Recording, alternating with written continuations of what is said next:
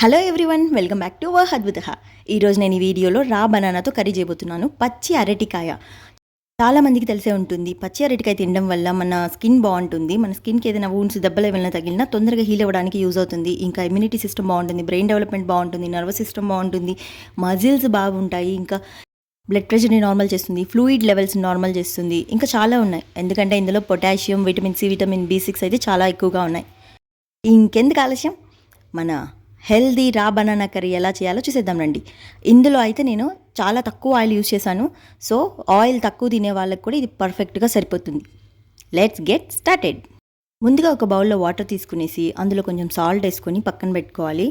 ఇక్కడ నేను 3 అరటికాయలు తీసుకుంటున్నాను. ఈ 3 అరటికాయలని తొక్క తీసేసి వాటిని కూడా వాటర్లోనే వేస్తున్నాను. సో మనం ముక్కలు కట్ చేసేంత వరకు కూడా అవి నల్లబడకుండా ఉంటాయి. తర్వాత అన్నిటిని చిన్న చిన్న ముక్కలుగా కట్ చేసుకున్న ముక్కల్ని కూడా వాటర్లోనే వేసేస్తున్నాను. ఇప్పుడు ఒక కుక్కర్ తీసుకొని ఈ కట్ చేసుకున్న ముక్కలన్నీ అందులో ట్రాన్స్ఫర్ చేసేసి ఒక 1/2 టేబుల్ స్పూన్ సాల్ట్, చిటికెడు పసుపు వేసి ఒక చెంబుడు నీళ్ళు అందులో పోసేస్తున్నాను.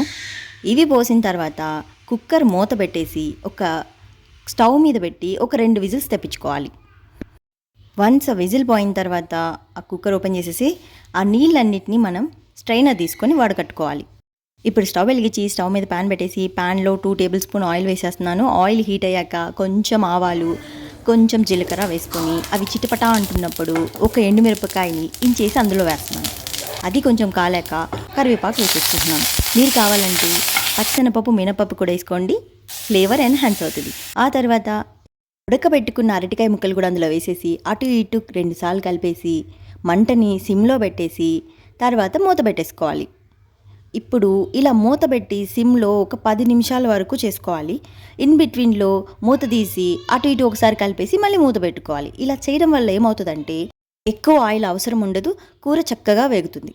ఇప్పుడు కారం వేయడానికి నేను మధ్యలో ఒక స్పేస్ క్రియేట్ చేశాను. ఇప్పుడు ఒక టీ స్పూను కారం వేస్తున్నాను. ఇది మా అత్త పంపించిన సాంబార్ కారము. దీన్ని అయితే నా ఛానల్లో ఇదే ఫస్ట్ వీడియో మా అత్త చేసిన సాంబార్ కారమే. మీరు కావాలంటే అది మళ్ళీ చూడొచ్చు. ఇందులో సాంబార్ కారం వేసి దాంట్లోని కొంచెం ఆయిల్ వేసాను. ఆయిల్లో ఆ కారం బాగా వేగి మంచి స్మెల్ వస్తుంది. ఆ తర్వాత ఈ కూరకి దాన్ని కలిపేస్తున్నాను. మొత్తం కలిసిన తర్వాత మళ్ళీ మూత పెట్టేసి సిమ్లోని ఒక 5-10 నిమిషాలు చూడండి. 2 సైడ్లు బాగా ఇలా ఈ కలర్లోకి వచ్చేంత వరకు వేయించుకోండి. సిమ్లో పెడితే మీ దాని పాటికి అది ఈ కలర్లోకి వచ్చేస్తుంది. మధ్య మధ్యలో మీరు కలుపుకోవాలి అంతే. చూసారా ఎంత చక్కగా వచ్చిందో కర్రీ. నిజంగా టేస్ట్ అయితే చాలా బాగుంది. అంతే, ఎంతో సింపుల్గా, టేస్టీగా, తక్కువ ఆయిల్ యూస్ చేసి చేసుకునే హెల్దీ కర్రీ మీకోసం రెడీ అయిపోయింది. Thanks for watching. Will see you in next video.